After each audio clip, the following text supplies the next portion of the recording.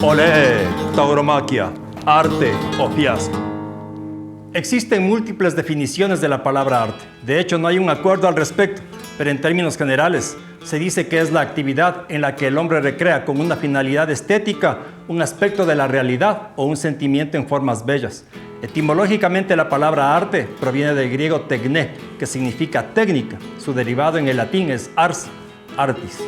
Desde mi perspectiva, arte es aquello producto de la creatividad humana que contiene una metáfora y un sentido anticipado que por tal razón es imposible de capturar.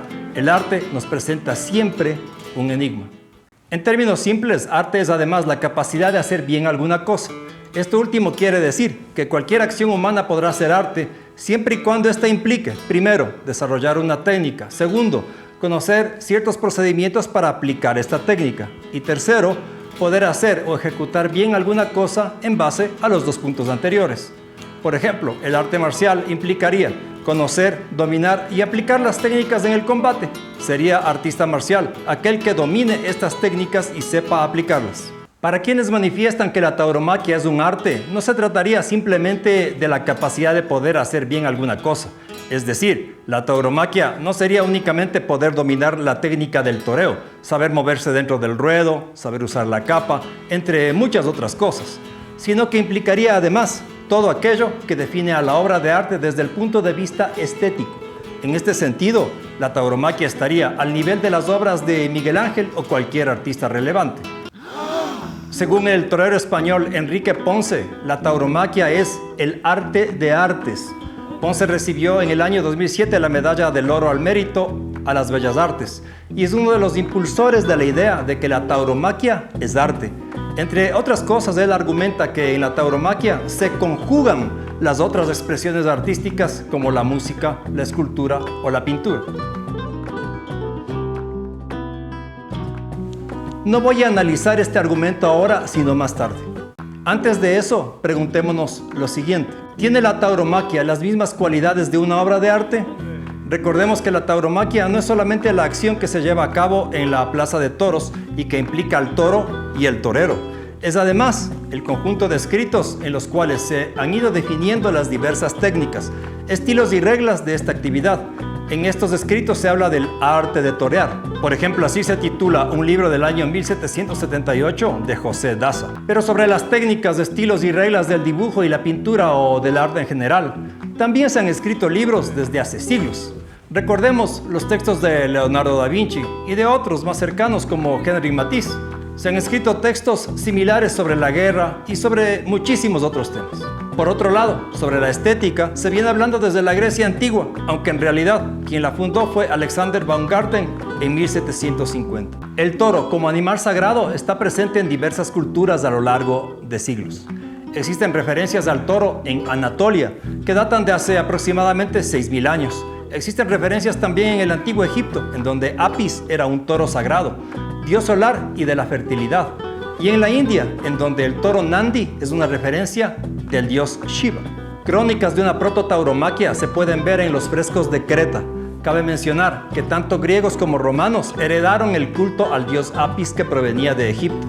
Según lo mencionan las diversas fuentes, la tauromaquia, como tal, nació en España en el siglo XI, pero tiene como antecedentes ritos que se remontarían a la Edad de Bronce.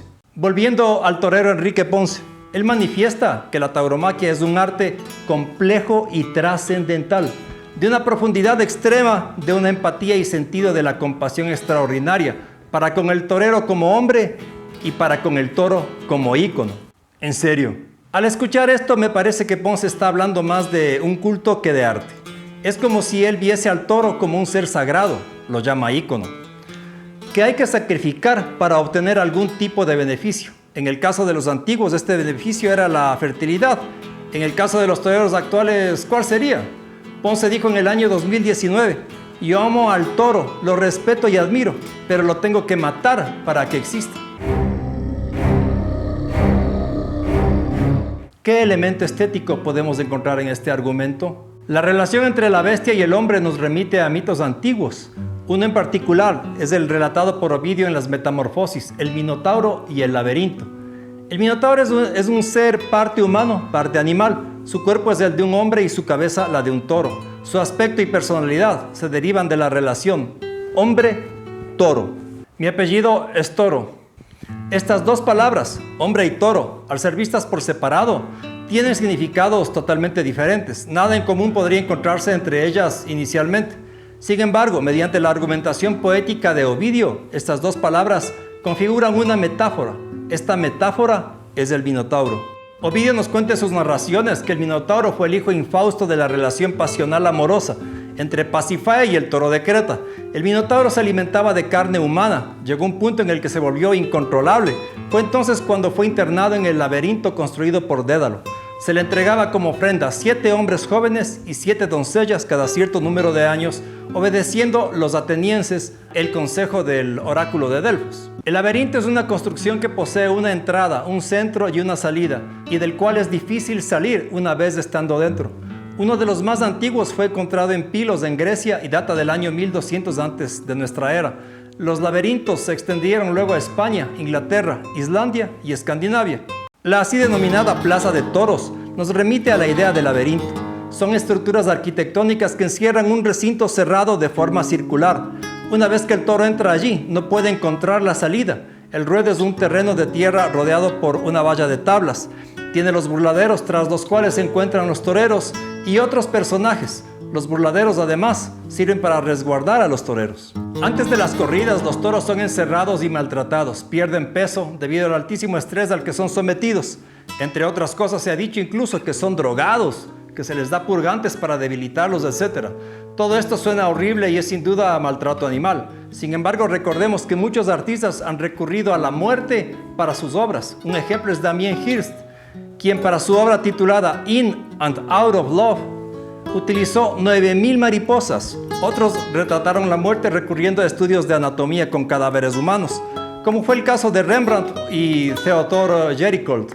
Al salir a la arena, el toro se encuentra repentinamente en un campo abierto, rodeado de una cerca de madera en la cual existen varias puertas que no pueden abrirse. No existe una salida. Es una situación parecida a la del Minotauro, que ha sido encerrado y llevado al centro del laberinto.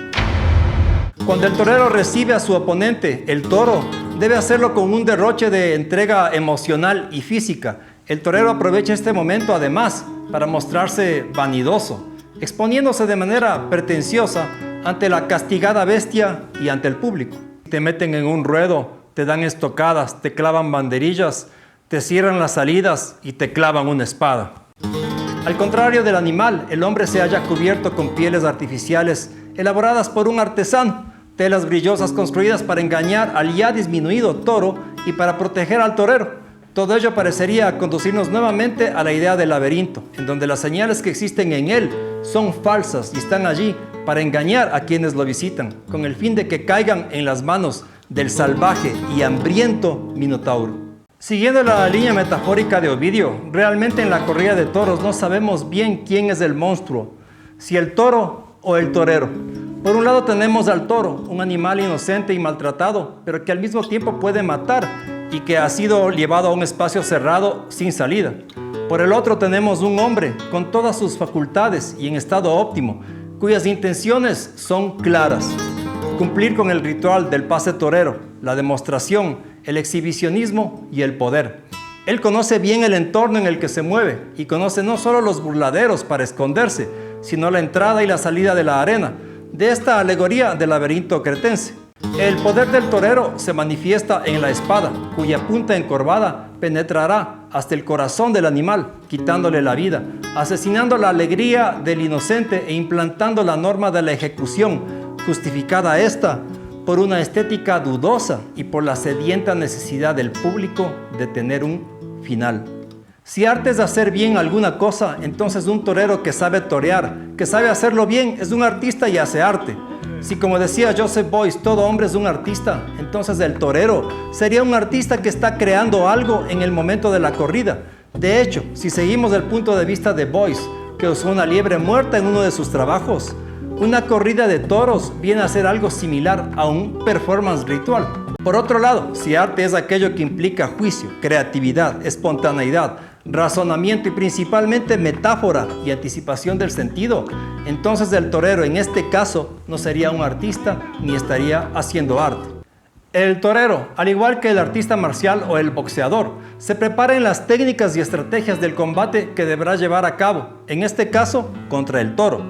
Además, lleva una dieta especial, hace un entrenamiento físico diario, etc. Entre otras cosas, el torero busca tener un estilo propio y poder aplicarlo en el momento del toreo. Lo mismo hará el boxeador, quien buscará desarrollar, además de la técnica, un estilo para luego aplicarlo en el combate. Yo conozco el boxeo de cerca porque lo practiqué por algunos años y cuando lo hacía sentí en algún momento que en este deporte había arte, pero nunca se me ocurrió pensar que este arte era similar al de un pintor. El arte en el boxeo, en las artes marciales o en el toreo se encuentra en el ámbito de la técnica y no en otro lugar. Cuando hablamos de arte no estamos hablando únicamente de técnica.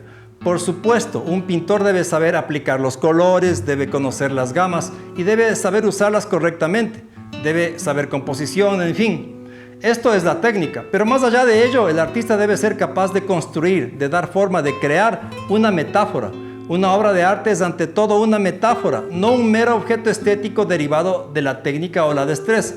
Contiene un mensaje, es un conjunto de ideas que se transmiten por diferentes vías al espectador. La creatividad en este sentido va más allá de la aplicación de la técnica y conlleva un elemento esencial, lo enigmático. Esto no lo encontramos en las corridas de toros. El torero, aunque pueda haber desarrollado un estilo propio, no construye una metáfora. Todas las corridas de toros son iguales, en todas se sigue el mismo procedimiento. La finalidad es siempre la misma y el destino del toro y el torero es siempre el mismo. Uno u otro morirá, aunque en la mayor parte de casos el que muera sea siempre el animal. No hay nada creativo en este proceso, no hay metáfora, no hay anticipación del sentido. Cuando Theodore Géricault pinta un cadáver, no reproduce el cadáver, sino que crea una imagen del mismo que ya no es el cadáver. No se trata de un cuerpo muerto que yace en algún lugar, se trata de una metáfora, de una construcción lingüística que nos dice algo más, que nos presenta algo enigmático, algo que sobrepasa nuestra comprensión.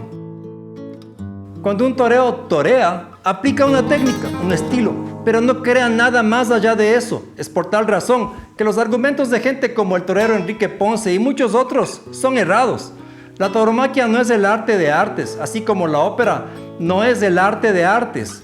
La primera es una idea que ha manifestado Enrique Ponce con o sin fundamentos. La segunda la manifestó Richard Wagner.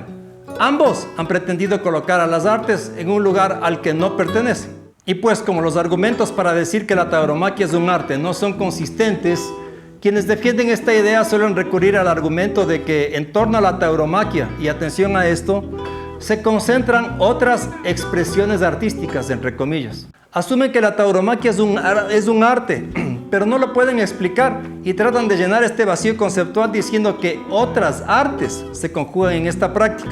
Es allí entonces en donde se mete a pintores, músicos, poetas, escritores, etc. Antes me refería al mito del Minotauro relatado por Ovidio en sus Metamorfosis. Lo hice con el fin de ilustrar la relación entre hombre y toro y para esclarecer de algún modo esta relación en el ámbito del laberinto como metáfora de la plaza de toros. Esta construcción que yo hice se fundamenta en los textos poéticos de Ovidio. Es él quien da forma a la metáfora del Minotauro, un ser que es poesía y que no existe ni ha existido en la realidad. De la misma manera como usé la historia de Ovidio, pude haber usado la tauromaquia de Goya o cualquier otra obra literaria o pictórica.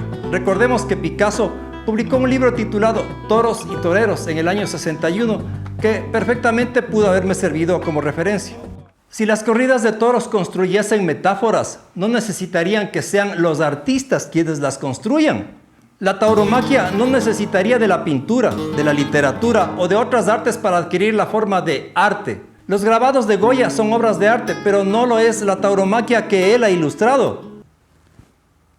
La novela de Ernest Hemingway, The Sun Also Rises, toca la temática torera y es considerada una obra de arte. Pero esto no quiere decir que la tauromaquia sea arte.